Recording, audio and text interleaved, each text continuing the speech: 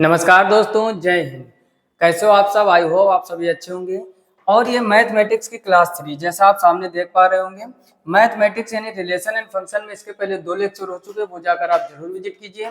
Physics, chemistry, English हर एक subject आपको इस पर रेगुलर पढ़ाया जा रहा है। फिजिक्स का पहला चैप्टर के 1 या 2 टॉपिक बचे हैं, कंप्लीट होने वाला। उसके बाद ढेर सारे हम लोग न्यूमेरिकल करेंगे। केमिस्ट्री का पहला चैप्टर आपका समाप्त हो चुका है, इंग्लिश भी साथ में चले। और मैथमेटिक्स का जो पहला चैप्टर है रिलेशन एंड फंक्शन यानी संबंध एवं फलन का, ये लेक्चर नंबर इसका 3 है। ठीक, हम लोग 95 की तैयारी में लगातार आगे बढ़ते हुए, यकीन मानिए आप अगर पूरा कंसंट्रेट करोगे ना तो आने वाले समय में आपके बेस्ट नंबर आएंगे।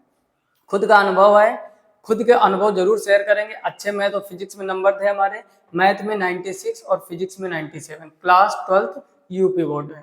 ठीक, किसी दिन मार्कशीट पूरी आपको दिखाएंगे। जिन लोगों को ट्रस्ट नहीं है फिलहाल में, बस आपको करना क्या है ना, ध्यान देना चीजों पे, और जो चीजें हम आपको पढ़ा रहे हैं बस आपको नोट्स बनाते हुए चलना है। क्लियर? तो बिना देरी करते हुए सीधे आते हैं प्रश्नों पर। सारे प्रश्न हमने इकट्ठा किए, जैसे है कि ये 2019 और 20 में पूछा गया है। उसके बाद में ये आपका इंपॉर्टेंट प्रश्न है। उसके बाद में FOG GOF 2020 में पूछा गया, ये 2019 में पूछा गया। तो ऐसे कर करके हम लोग आज 10 प्रश्नों की चर्चा करेंगे। कितने प्रश्नों की चर्चा करेंगे? 10। और वीडियो को आप अंत तक जरूर देखना, बीच में भागने से कोई फायदा नहीं। सभी प्रीवियस ईयर क्वेश्चन है, एग्जाम में पूछे गए क्वेश्चन है। क्लियर? तो वीडियो स्टार्ट करते हैं बिना देरी करते हुए, ध्यान से समझना। सबसे पहले इधर लिख लेते हैं सॉल्यूशन। ठीक, आज ये मैथ की हमारी पहली क्लास है यूट्यूब पर, क्लास 12th के लिए। आज आपको ये पता चल जाएगा कि हम किस लेवल का, किस टाइप से आपको चीजें समझाते हैं और कैसे मैथ आपकी एकदम आसान हो जाएगी। ये हम बात इस वजह से बार बार बोल रहे हैं, क्लास 12th मैथ में हमने 96 स्कोर किया था। 4 नंबर हमारे क्यों कट गए थे? एक क्वेश्चन में कैलकुलेशन गड़बड़ कर दी थी हमने, वो सही नहीं हुआ, वहां समझ में नहीं आती। गलतियां सबसे होती, हमसे भी हो गई। लेकिन आपका टारगेट होना चाहिए 100 में 100। क्लियर? जैसे फिलहाल में ज्यादा बात नहीं करेंगे, पहले हम लोग क्वेश्चन की चर्चा करेंगे। लिखा हुआ है, सिद्ध कीजिए कि fx equal x square. Question क्या है?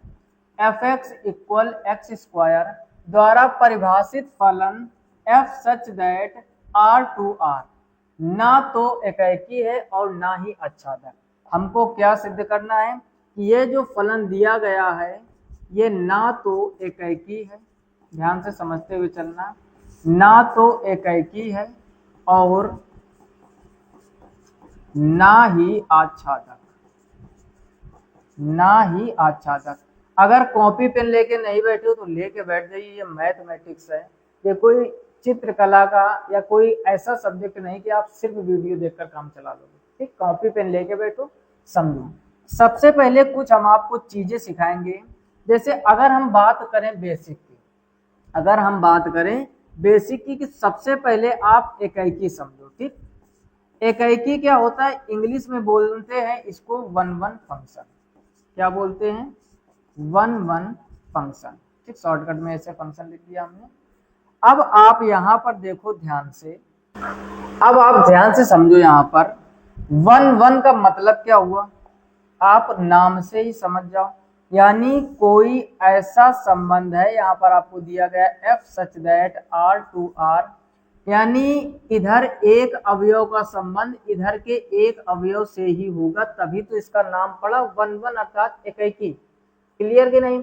मतलब हमारे कहने का ये है कि अगर आप यहाँ पर a है कोई वैल्यू रखिए और इधर मान लो b मिल गया, c रखने पर d मिल गया, ई रखने पर एफ मिल गया। ध्यान से समझते हुए चलना एक एक चीज को।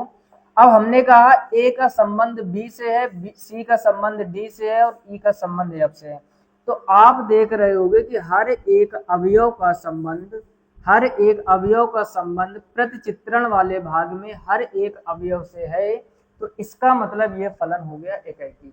अगर एक से अधिक अवयवों का संबंध, ध्यान से समझो, अगर हम यहाँ पर कुछ ऐसे लिखें f such that r to r, हमने यहाँ पर a b c लिख दिया, इधर 1 2 3 लिख दिया, और हमने थोड़ी देर के लिए कहा आपसे a का संबंध 1 से है, b का संबंध 1 से है, c का संबंध 2 से है। सिर्फ हमने आपसे अभी इतना पूछा ये एकाकी है या नहीं, तो आपका जवाब आएगा एकाकी नहीं। क्यों? क्योंकि एक से अधिक अवयवों का संबंध जब एक अवयव से हो जाए तो वो बहु एकैकी फलन होता है। कैसा होता है? बहु एकैकी फलन। तो एक तो हमारे पास ये तरीका होता है बिल्कुल बेसिक कि यहाँ पर आप वैल्यू रखो, रियल टू रियल लिखा, इस आर का मतलब यहाँ पर है रियल नंबर, इस आर का मतलब यहाँ पर क्या है? रियल नंबर अर्थात वास्तविक संख्या है। क्लियर? रियल नंबर रखने से यदि रियल नंबर मिल रहा है और एक अवयव का संबंध एक से हो रहा है तो ये होता है एकैकी फलन। एक से अधिक अवयवों का संबंध अगर एक अवयव से हो तो ये होता है बहु एकैकी। फिलहाल में हम डायरेक्ट क्वेश्चन की चर्चा करते हैं। जब हम आपको बेसिक चैप्टर पढ़ाएंगे तो एक एक चीज जीरो लेवल से हीरो लेवल तक, और बल्कि आपसे हम कहें एनडीएस सीडीएस के लेवल तक इस चैप्टर को खत्म करेंगे। आज हम क्वेश्चन लेके आए तो चर्चा हम लोग करते हैं यहाँ पर क्वेश्चन। ठीक, इतना यहाँ से हटा लेते हैं और आप इसका स्क्रीनशॉट ले लीजिए। अब ध्यान से समझो, क्या हमारा जो फंक्शन है वो दिया गया है f(x) बराबर एक्स स्क्वायर। अच्छा, एकैकी अगर चेक करना है एकैकी है या नहीं तो सबसे आसान तरीका हम बता रहे हैं आपको। क्या? एक तो तरीका यही होता है, आपको रियल नंबर रखना है और रियल नंबर लाना है। क्लियर? समझो ध्यान से। जैसे हम यहाँ पर प्रतिचित्रण बनाएं और यहाँ पर लिख दिया f such that r2r। Clear?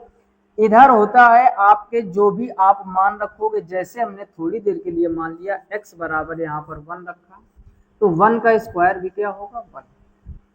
हमने x बराबर -1 रख दिया।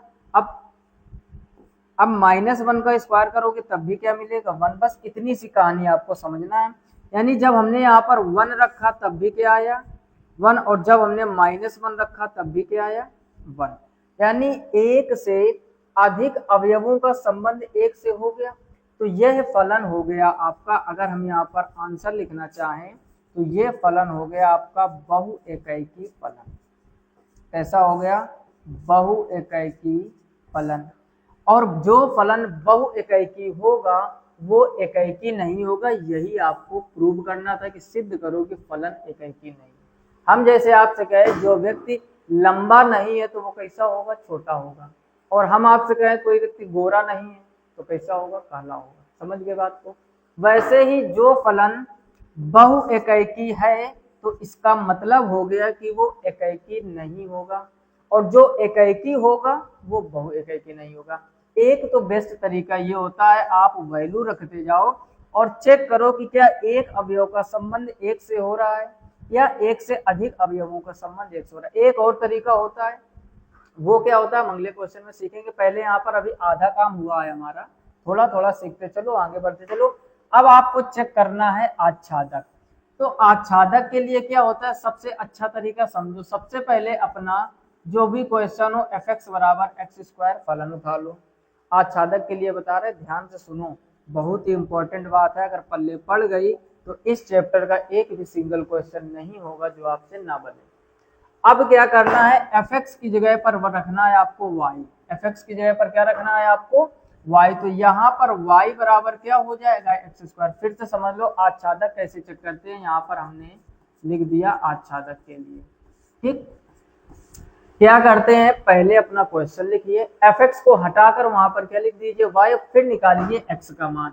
तो यहाँ पर x बराबर क्या हो जाएगा? √y। अच्छा, जो हमको कंडीशन दी गई थी उसको समझो ध्यान से। कंडीशन आपको क्या दी गई है?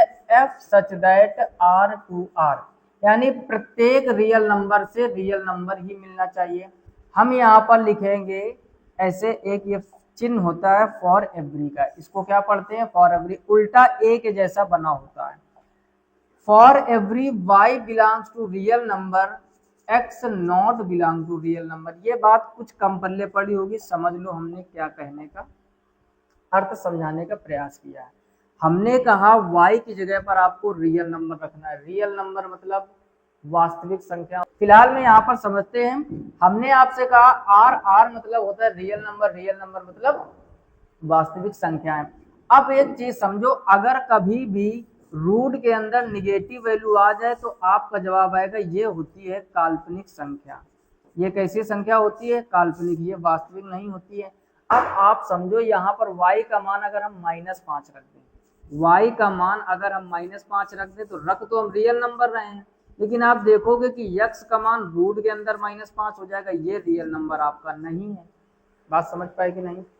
हमने कहा कि प्रत्येक रियल नंबर के लिए x भी रियल नंबर होना चाहिए, तब तो आच्छादक होगा, अदरवाइज नहीं। अगर हम यहाँ पर रियल नंबर रखें यहाँ पर y की जगह पर और कुछ भी रख दें वो रियल नंबर ही आ जाए, तब तो ये आच्छादक होगा। लेकिन आप देख रहे होगे -5 है तो वास्तविक संख्या, लेकिन जैसे ही रूट के अंदर -5 आएगा तो वो हो जाती है काल्पनिक। इसका मतलब लिखोगे for every y belongs to r के लिए x not belong to r, तो लिख दोगे अतः आच्छादक नहीं, अतः आच्छादक नहीं है। बोलो कोई समस्या? कोई समस्या नहीं होगी। अब आपको ये क्वेश्चन समझ में आया, 2019-20 में पूछा गया। एकाएकी का एक और तरीका होता है, आच्छादक का एक और तरीका होता है। धीरे धीरे आगे के प्रश्नों में हम लोग सीखते चलेंगे। एक ही प्रश्न में सब कुछ बताएंगे तो फिर कहानी बहुत बड़ी हो जाएगी। जल्दी से स्क्रीनशॉट ले लीजिए, बढ़ते हैं अगले प्रश्न की ओर। अब देखो आप क्वेश्चन नंबर 2 समझो ध्यान से। पहले तो आप क्वेश्चन पढ़िए क्या लिखा हुआ है। लिखा है यदि वास्तविक संख्याओं के समुच्चय s में, समझो जो समुच्चय s दिया गया है, समुच्चय जो यस दिया गया ये वास्तविक संख्याओं का समुच्चय, ठीक। कह रहा आर इस प्रकार परिभाषित है कि आर इक्वल, मेन कंडीशन लिखो, or equal in curly bracket a comma b such that a is less than or equal b और ब्रैकेट क्लोज कर दो। कह रहा तो दिखाइए कि आर स्वतुल्य और संक्रामक है परंतु सममित नहीं है। बात को हमारी ध्यान से समझना। उसने कहा ये सिद्ध करो कि ये जो आर है यानी जो रिलेशन है स्वतुल्य और संक्रामक तो है परंतु सममित नहीं है। अच्छा, आपने स्वतुल्य संक्रामक सममित की कंडीशन तो पढ़ी होगी। हम आपको यहाँ पर सिर्फ क्वेश्चन की प्रैक्टिस कराने आए हैं, लेकिन आपको थोड़ा सा समझाते हुए भी चलेंगे। सबसे पहले जैसे हम यहाँ पर अगर आपसे चर्चा करें स्वतुल्य के लिए, ठीक, थोड़ा थोड़ा बेसिक भी पढ़ते चलो, क्योंकि शायद है कि आपने अभी तक ना पढ़ा हो तो फिर दिक्कत हो रही होगी आपको समझने में। तो करेंगे क्या, ध्यान से समझो। सबसे पहले हमने लिख दिया स्वतुल्य के लिए। स्वतुल्य का मतलब होता है कंडीशन क्या होती है, बस कंडीशन आप समझ लो, बाकी चीजें आसान हो जाएंगी। क्या हमने लिखा, स्मॉल ए बिलोंग्स टू ए, यानी स्मॉल ए यहाँ पर आपका अवयव का काम करेगा। किसका काम करेगा? अवयव का। और कैपिटल ए यहाँ पर आपका काम करेगा समुच्चय का। किसका काम करेगा? समुच्चय का। हमने लिखा क्या यहाँ पर, ध्यान से समझो कि स्मॉल ए बिलोंग्स टू ए, और स्वतुल्य का मतलब होता है कि स्वयं से तुलना होनी चाहिए। सब कुछ नाम में छिपा है। हमने कई बार फिजिक्स में भी आपको चीजें सिखाई, हेडिंग जब पढ़ाते हैं, सब कुछ नाम में छिपा है। दुनिया में 80 से 90% चीजें नाम में छिपी हुई है। बस आपके अंदर वो हुनर होना चाहिए कि वो पहचाने कैसे। स्व का मतलब होता है अपना, हिंदी में आप पढ़ोगे स्व का मतलब अपना, तुल्य मतलब तुलना, जिसकी अपने आप से तुलना हो वही स्वतुल्य। तो नाम में ही तो छिपा है, कुछ नया थोड़े ना है। बस होता गया है कई बार लोग आपको चीजें कठिन पढ़ा देते हैं। अब जैसे हम आपसे कहें आपके पिताजी का नाम क्या, तो आप तुरंत जवाब दे दोगे जो भी आपके पिताजी का नाम होगा। अगर हम यही इसी को कठिन बनाना चाहे तो थोड़ी सी कहानी घुमा देंगे। हम आपसे कहेंगे आपकी मम्मी के इकलौते लड़के के पिताजी का नाम क्या है, तो आपकी मम्मी यानी आपकी मम्मी, समझो बात, इकलौते लड़के यानी आप ही हुए स्वयं या हम हुए। अब उनके पिताजी का नाम, तो बात वही, हमने आपसे पूछा आपके पिताजी का नाम क्या, या हमने आपसे कह दिया आपकी मम्मी के हस्बैंड का नाम क्या, तब भी तो आपके पिताजी होंगे। वही चीजें यहाँ होती हैं। चीजें हम कितने आसानी से समझने का प्रयास कर रहे हैं, बस वो समझो। स्वतुल्य का मतलब होता है स्वयं से तुलना। कोई भी समुच्चय में यदि अपने आप से तुलना हो रही तो वो स्वतुल्य होता है। अच्छा, यहाँ पर जो आपको वैल्यू दी गई है वो दिया गया है a is less then r equal b। देखो यहाँ पर दो चिन्ह बने हुए हैं, एक तो लेस देन का बना हुआ यानी a जो है वो b से छोटा है, दूसरा इक्वलिटी का बना हुआ यानी a जो है वो b के बराबर भी है। इतनी बात समझ में आए। अब हमने आपसे कहा थोड़ी देर के लिए इज लेस देन वाले को आप पकड़ के रखो और नीचे वाला चिन्ह लगा दोगे तो a और b आपस में बराबर है। हम ये भी तो कह सकते हैं, हमने कहा था कि a बिलोंग्स टू, यहाँ पर समझो a के लिए होता है तो क्या a स्वयं के बराबर नहीं होगा। फिर से समझो, कम समझ में आएगा, चैप्टर थोड़ा सा अटपटा है और अभी हमने आपको बेसिक भी नहीं पढ़ाया, क्वेश्चन की प्रैक्टिस करवा रहे हैं, इसी में समझने का प्रयास करो। क्या हमने कहा कोई भी संबंध स्वतुल्य होगा कब, जब उसकी तुलना स्वयं से होगी। हमने कहा a और b बराबर है, छोटा सा क्वेश्चन किया, क्या a स्वयं के बराबर नहीं होगा, क्योंकि इक्वल का चिन्ह लगा हुआ है। क्या आप अपने आप के बराबर नहीं हो, हम अपने आप के बराबर नहीं है, तो ये इस वजह से लिख दोगे अतः स्वतुल्य संबंध है, अतः स्वतुल्य संबंध है, स्वतुल्य संबंध है। इतनी बात समझ में आई। एक चीज तो आपकी प्रूव हो गई क्या कि ये स्वतुल्य है। अब कह रहा है संक्रामक भी है, सम्मित। तो पहले हम लोग सम्मित करेंगे क्योंकि सम्मित की कंडीशन थोड़ी छोटी होती है। तो अब दूसरा पॉइंट हम यहाँ पर क्या लिखने जा रहे हैं, यहाँ पर लिखेंगे सममित के लिए। क्या लिखेंगे? सममित के लिए। यहाँ पर फिर से ध्यान दो, पहले हमने स्वतुल्य की कंडीशन लिखी, यही कंडीशन होती है, यही सब जगह अप्लाई करनी है।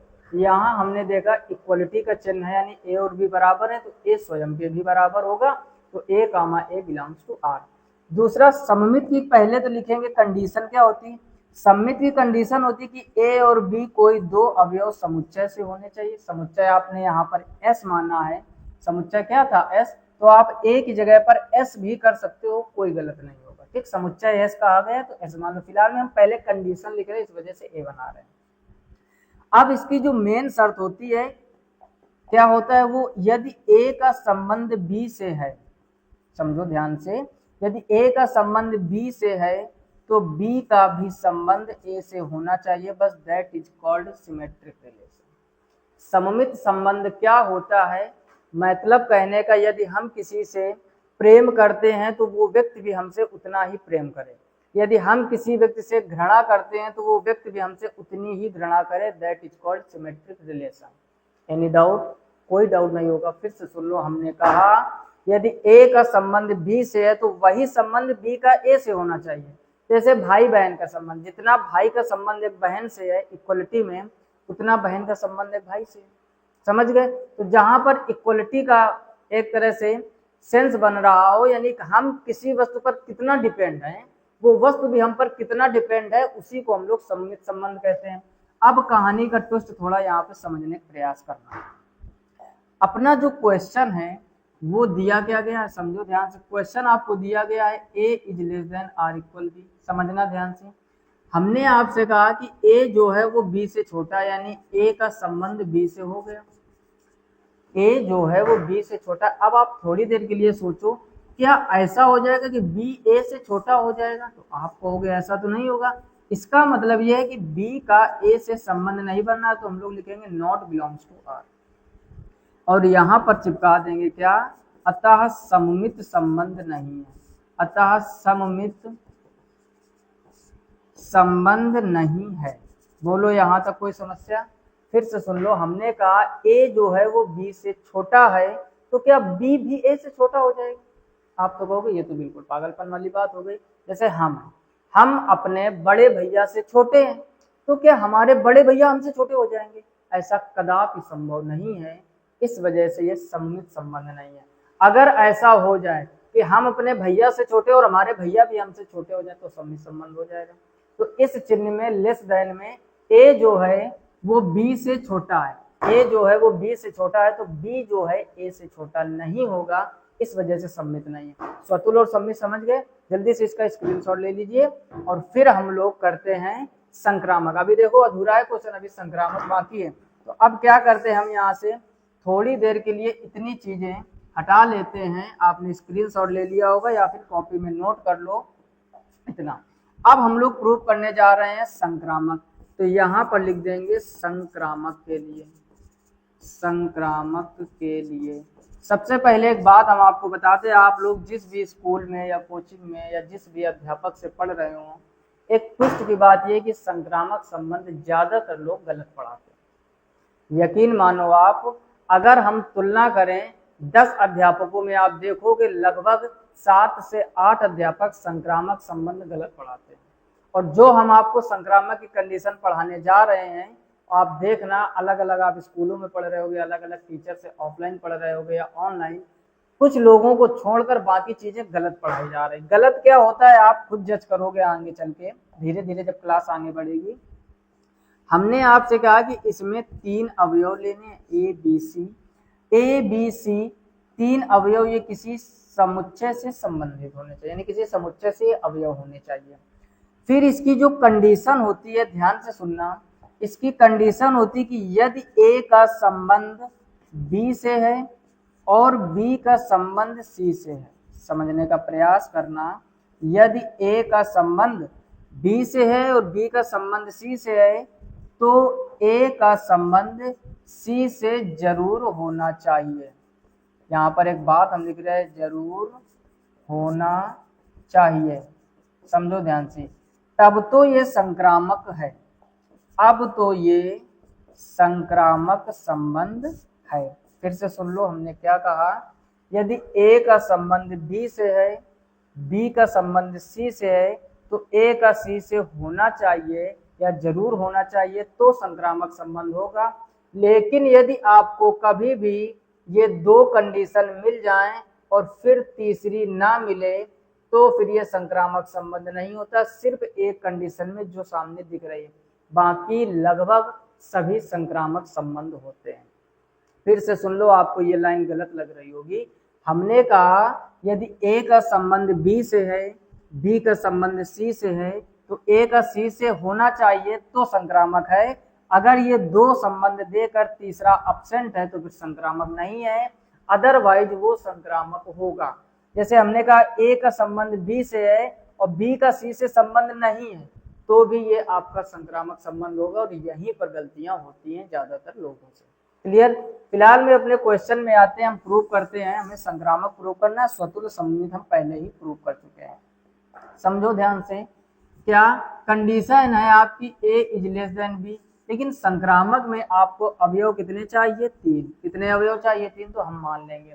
तो यहाँ पर क्या करते हैं, माना कि जो ए है, समझो ध्यान से, माना जो ए है is less than or equal b, यानी ए का संबंध बी से है। क्या संबंध है कि ए जो है वो बी से छोटा है, ये मान लिया हमने। ठीक, अच्छा एक चीज और मान ली, क्या हमने कि माना बी इज लेस देन सी, यानी जो बी का संबंध है वो सी से है। और कैसा संबंध है कि बी जो है सी से छोटा है। अब एक लॉजिक समझो, ए किससे छोटा है? बी से, और बी किससे छोटा है? सी से। अगर हम इनको दोनों को इक्वेशन मान लें, इसको मान लें इक्वेशन 1, इसको इक्वेशन 2, या इसको हम लोग इक्वेशन मान लें, समझो ध्यान से, इसको इक्वेशन 1, इसको इक्वेशन 2 मान लें, ये दोनों। ठीक, ए जो है वो बी से छोटा है, बी लिख देंगे। समीकरण 1 व 2 की तुलना करने पर,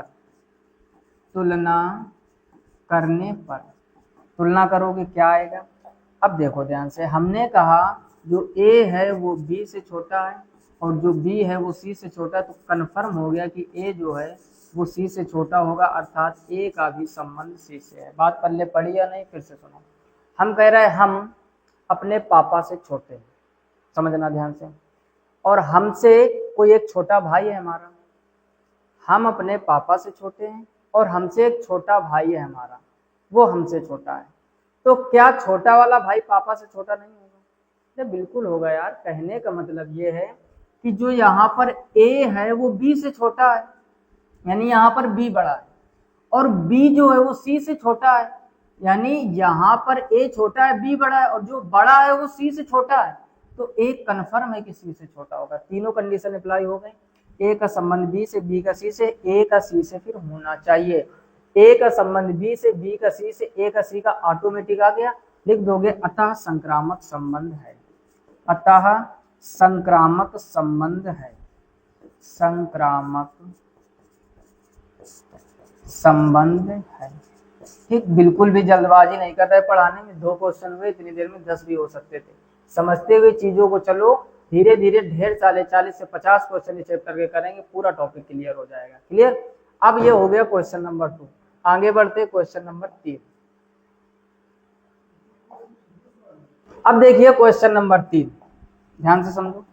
क्वेश्चन नंबर 3 में क्या है, fx बराबर, बहुत ही अच्छा क्वेश्चन है, इंपॉर्टेंट क्वेश्चन है, 2020 में आया अभी, e की पावर x और gx बराबर है log e की पावर x। तो कह रहा है FOG और GOF ज्ञात कीजिए। देखो बहुत आसान है, कुछ लोग इसको फॉग और गॉफ पढ़ते हैं, एकदम आसान तरीका है, बिल्कुल 1 मिनट में समझ जाओगे। कंसंट्रेट होकर चीजों को सुनना और ध्यान से समझने का प्रयास करना।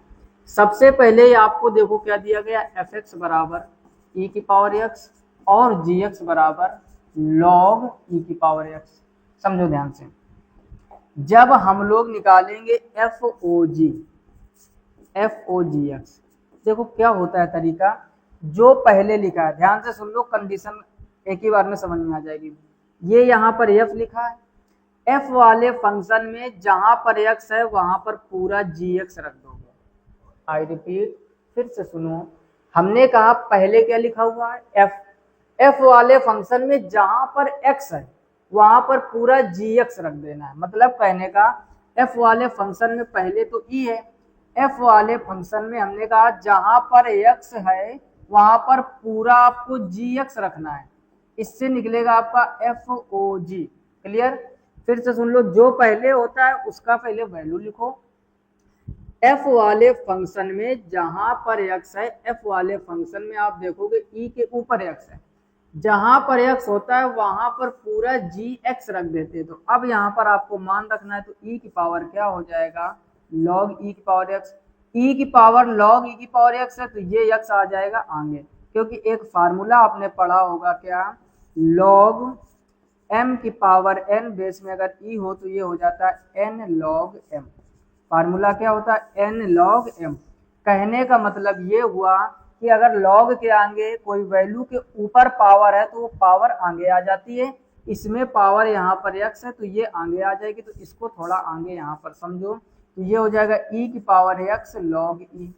और लॉग ई का आप मान याद कर लो, लॉग ई का मान जो होता है वो 1 होता है। लॉग ई का मान क्या होता है, 1। तो अब ध्यान से सुनना, क्या लॉग ई का अगर मान 1 है तो ये फाइनल क्या आ जाएगा, ई की पावर एक्स। क्या आ जाएगा, ई की पावर एक्स। मतलब फिर से समझो, जब एफ ओ जी निकालोगे तो एफ वाले फंक्शन में जहां पर एक्स है वहां जी एक्स रखोगे, जी एक्स की पूरी वैल्यू रखोगे, उसको कैलकुलेट करके हमने क्या निकाल लिया, ई की पावर एक्स। अब यहाँ पर अगला निकालना हमें जी ओ एफ। अब क्या निकालना है, जी ओ एफ, तो जस्ट अपोजिट कंडीशन। अब क्या करना है आपको, जी वाले फंक्शन में जहां पर एक्स होगा वहां पर इस बार रख दोगे एफ एक्स। समझाते हुए चल रहा है, टाइम ज्यादा लग रहा है, कोई दिक्कत नहीं, समझो आराम से। हमने कहा जी वाले फंक्शन में जहां पर एक्स होगा वहां पर एफ एक्स रखेंगे। अब आओ जी वाले फंक्शन के पास, जी वाले फंक्शन में क्या है, लॉग ई की पावर एक्स है। अब हमने क्या कहा, जी वाले फंक्शन में एक्स की जगह पर पूरा एफ एक्स रखोगे, तो यहाँ पर जब एफ एक्स रखोगे ऐसे एक बार लिख लो, अब ये हो जाएगा लॉग ई की पावर। अब पावर क्या है, यहाँ पर मान क्या रखोगे, फिर ई की पावर एक्स हो जाएगा। अभी अभी आपको हमने एक फार्मूला सिखाया क्या, कि कभी भी लॉग के आगे कोई वैल्यू उसकी जो भी पावर हो वो पावर आगे आ जाती, तो एन लॉग एम बन गया। तो इसकी पावर क्या है, ई की पावर एक्स, तो ई की पावर एक्स बाहर निकालो, तो अब बचेगा लॉग ई, और लॉग ई का मान 1 होता है, तो ये फाइनल आ जाएगा ई की पावर एक्स। यहाँ पर दोनों आंसर जी ओ एफ तथा एफ ओ जी कह रहा ज्ञात कीजिए, तो दोनों ही ई की पावर एक्स हो जाएंगे। क्लियर, समझ में आ गया, और ना आया हो वीडियो बैक करके फिर पूरी कहानी सुनो, क्लियर हो जाएगा। आगे बढ़ते हैं क्वेश्चन नंबर 4 की तरफ। ठीक, ये लिखा है सामने, समझो ध्यान से। क्वेश्चन नंबर 4 क्या दिया गया है, कह रहा सिद्ध कीजिए कि एफ, समझो एफ एन टू एन जो एफ एक्स बराबर क्या दिया गया है 2x, और कह रहा है x belongs to natural number से संबंधित है, इकैकी है किंतु आच्छादक नहीं है। हम लोग हल करेंगे वो चीजें तो ऑटोमेटिक पता चल जाएंगी क्या है क्या नहीं है। सिद्ध करना है, और कब आया है, 2019 में आया हुआ क्वेश्चन। समझो, हमने अभी आपसे कहा था कि इकैकी का एक और तरीका बताएंगे, तो वही तरीका यहाँ पर सीख लो। एक तरीका हमने पहले क्वेश्चन में बताया, दूसरा यहाँ सीख लो। कोई भी क्वेश्चन हो उसके हम लोग फलन को बराबर करेंगे। कहानी फिर से सुनो, हम लोग एफ एक्स वन बराबर एफ एक्स टू करेंगे और उसको हल करेंगे, और हल करते करते अगर एक्स वन और एक्स टू बराबर आ जाए तो इकैकी है, तो इकैकी है। और हल करते करते x one not equal to x two आ जाए तो आप लिखोगे इकैकी नहीं है। क्या लिखोगे, इकैकी नहीं है। बोलो यहाँ तक की कहानी में कोई समस्या, अगर समस्या है तो फिर से सुनो। हम लोग पहले फलन को f x one f x two के रूप में लिखेंगे, उसको सॉल्व करेंगे। अगर एक्स वन एक्स टू बराबर आ जाए तो इकैकी है, और एक्स वन एक्स टू बराबर ना आए तो इकैकी नहीं है। अब समझो यहाँ पर क्वेश्चन क्या है अपना, एफ एक्स बराबर 2x अगर यहाँ पर हम f(x1) कर दें तो ये 2x1 हो जाएगा, यहाँ पर f(x2) कर दें तो यहाँ पर 2x2 हो जाएगा। अब क्या करना है, दोनों फलनों को बराबर करना है। क्या करना है, दोनों फलनों को बराबर करना है। तो फलन को बराबर करोगे तो 2x1 बराबर 2x2 आ जाएगा। इतनी कहानी समझ में आई कि नहीं? आनी चाहिए यार, 12th में आ गए हो आप। 2 से 2 कट जाएगा, आपने क्या देखा, x1 बराबर x2। देखो कंडीशन यहाँ पर मैच कर रही है। हमने f(x1) f(x2) को बराबर किया, हल किया और x1 बराबर x2 आ गया। अतः फलन कैसा है, एकाकी फलन है। वही तो कह रहा है कि सिद्ध करो कि ये एकाकी है, कह रहा है किंतु आच्छादक नहीं है। अच्छा, आच्छादक के लिए हमने क्या कंडीशन बताई थी, ध्यान से समझो। आच्छादक के लिए हमने आपसे क्या बताया था, अभी क्या सिखाया आच्छादक के लिए, इसको थोड़ा साइड में शिफ्ट कर लेते हैं, दिख रहा है ना आपको। अच्छा, आच्छादक की हमने कंडीशन क्या सिखाई है कि सबसे पहले जो भी क्वेश्चन हो f(x) बराबर जैसे दिया है 2x, बस एक चीज ध्यान देना, ये दिया गया f such that natural to natural, यानी नेचुरल नंबर अर्थात प्राकृतिक संख्या रखनी और प्राकृतिक ही प्राप्त होनी चाहिए। उसको हमने कहा था तुरंत मान लो y, यानी f(x) की जगह पर हम लोग क्या मान लेते हैं, y। f(x) की जगह पर क्या मानेंगे, y। फिर हम लोग x का मान निकालते तो x बराबर क्या आ जाएगा, y/2। अब देखो, अगर हम y का मान यहाँ पर 1 रख दे तो x का मान 1/2 आ जाएगा। अब हम आपसे एक क्वेश्चन पूछ रहे हैं, क्या y बराबर 1 ये तो नेचुरल नंबर है, प्राकृतिक संख्या अर्थात गिनती, क्या 1/2 नेचुरल नंबर है? तो आपका जवाब आएगा नहीं है, यानी हमने नेचुरल रखा लेकिन नेचुरल मिला नहीं। और वो क्या कह रहा है कि नेचुरल रखो और नेचुरल मिले। इसका मतलब for every y belongs to natural number के लिए, यानी y belongs to natural number का मतलब हुआ y के प्रत्येक नेचुरल नंबर के लिए x not belong to natural number, यानी x जो है वो नेचुरल नंबर नहीं है, अतः आच्छादक नहीं, अतः आच्छादक नहीं है। बोलो कोई समस्या? फलन को y मानो, वहां से x का मान निकालो, y की जगह रखो जो आपको कंडीशन दी गई। नेचुरल दिया गया, नेचुरल रखा लेकिन नेचुरल नहीं मिला। हर एक नेचुरल नंबर पर, यानी हर एक प्राकृतिक संख्या पर अगर प्राकृतिक संख्या मिलती तो फिर ये कंडीशन अप्लाई होती और ये आच्छादक होता, लेकिन ऐसा नहीं हो रहा, इस वजह से आच्छादक नहीं है। क्लियर? जल्दी से इसका स्क्रीनशॉट ले लीजिए, बढ़ते आगे क्वेश्चन नंबर 5 की तरफ। ठीक, समझो ध्यान से यहाँ पर। ठीक, ये क्वेश्चन नंबर 5 क्या लिखा है, सिद्ध कीजिए कि f(x) बराबर उसी के जैसा लग रहा है। वो क्वेश्चन नहीं है, थोड़ा सा चेंज है। फॉर एवरी कह रहा है x belongs to real number, उसमें नेचुरल था, इसमें रियल है, अंतर समझो दोनों में। कह रहा द्वारा प्रदत्त फलन f सच दैट R2R कह रहा है आच्छादक है। हमें क्या चेक करना है, आच्छादक है या नहीं। कह रहा है सिद्ध कीजिए कि यह फलन जो है वो आच्छादक है। देखो कभी कभार क्वेश्चन एक जैसे होते हैं, कंडीशन बदलने पर आंसर बदल जाता है। जैसे पिछला सेम क्वेश्चन था f(x) बराबर 2x, अब देखो इसमें एकाकी तो पूछ नहीं रहा, केवल आच्छादक। तो हमने आपको क्या कहा, आच्छादक के लिए क्या करते हैं, बोलो बोलो जल्दी बोलो।